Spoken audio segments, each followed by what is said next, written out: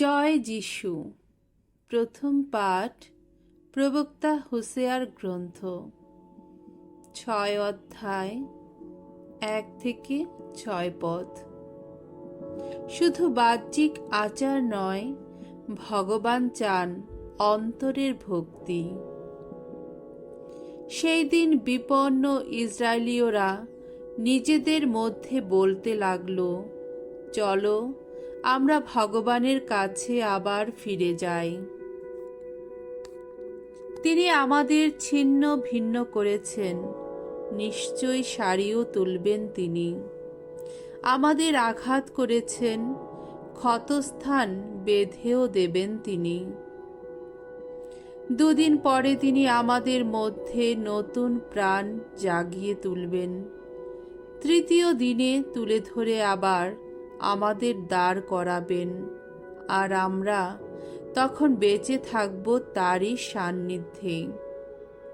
এসো আমরা এবার ভগবানকে চিনে নিই, তাকে জানবার জন্যে আপ্রাণ চেষ্টা করি।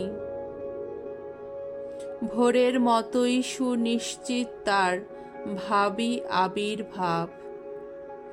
আমাদের কাছে তিনি আসবেন যেন ঘন বৃষ্টির মতো, বসন্তের সেই বৃষ্টি ধারারই মতো। মাটিকে যা সিক্ত করে যায়, কিন্তু ভগবান বলছেন, এফ্রাইম এফ্রাইম, এখন তোমাকে নিয়ে আমি কি যে করি? জুদা, তোমাকে নিয়েই বা আমি কি করি?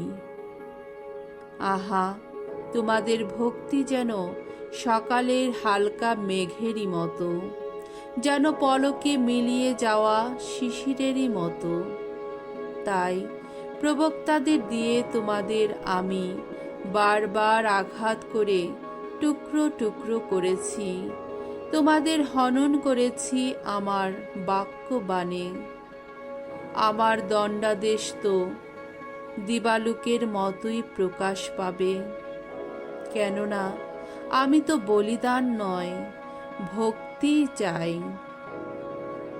পূর্ণাহুতির চেয়ে বরং চাই প্রকৃত ঈশ্বর জ্ঞান। প্রভুর বাণী। ঈশ্বরকে ধন্যবাদ।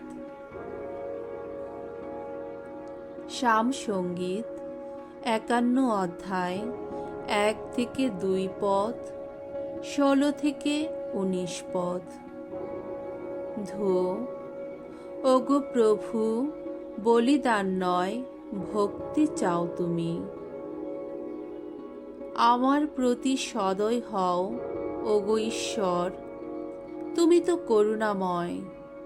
মুছে ফেলো আমার সকল দোষ, তোমার কৃপা তো অসীম।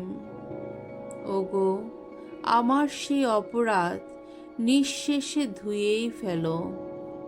মোচন করো আমার সেই পাপের কালিমা।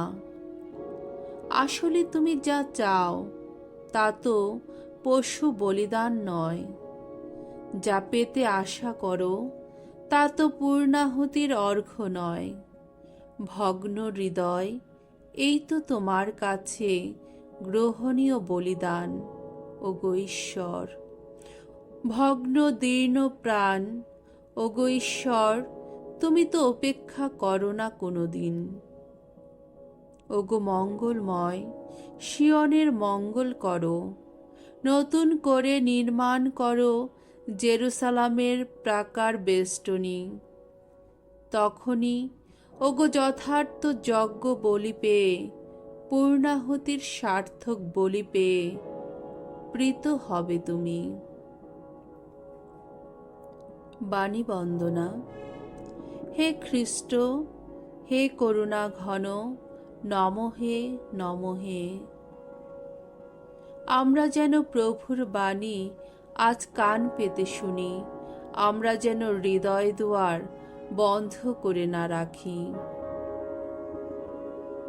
মঙ্গল সমাচার। লুক রচিত মঙ্গল সমাচার 18 অধ্যায় 9 থেকে 14 পদ। কর গ্রাহক ঈশ্বরের ক্ষমা পেয়ে বাড়ি ফিরে গেল, ফরিসি নয়। কয়েকজন লোকের মনে এই দৃঢ় ধারণা ছিল যে তারা ধার্মিক। অন্য সকলকে তারা অবজ্ঞার চোখেই দেখত। তাদেরই লক্ষ্য করে যিশু তখন এই উপমা কাহিনীটি বললেন। একবার দুজন লোক মন্দিরে প্রার্থনা করতে গেল। এদের একজন ছিলেন ফরিসি, আরেকজন ছিল করগ্রাহক। ফরিসি সোজা হয়ে দাঁড়িয়ে মনে মনে এই প্রার্থনা করতে লাগলেন, হে ঈশ্বর, তোমাকে ধন্যবাদ, কারণ আমি তো অন্য 5 জনের মতো নই। ওরা তো পরের জিনিস কেড়ে নেয়, যত অন্যায় কাজ করে, ব্যভিচার করে। ওই যে কর গ্রাহক, আমি তো ওর মতো নই। আমি সপ্তাহে দুবার উপোস করি, আর যা কিছু রোজগার করি তার 10 ভাগ আমি তো নৈবেদ্য দিয়েই থাকি। এদিকে সেই কর গ্রাহক তখন দূরে দাঁড়িয়েছিল।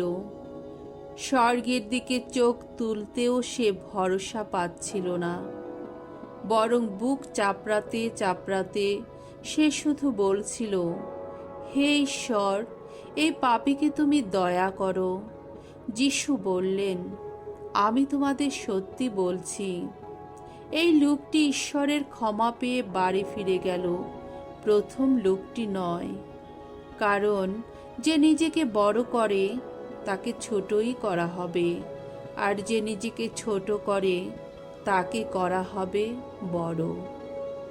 প্রভুর মঙ্গলময় বাণী। খ্রিস্টপ্রভু তোমার প্রশংসা হোক।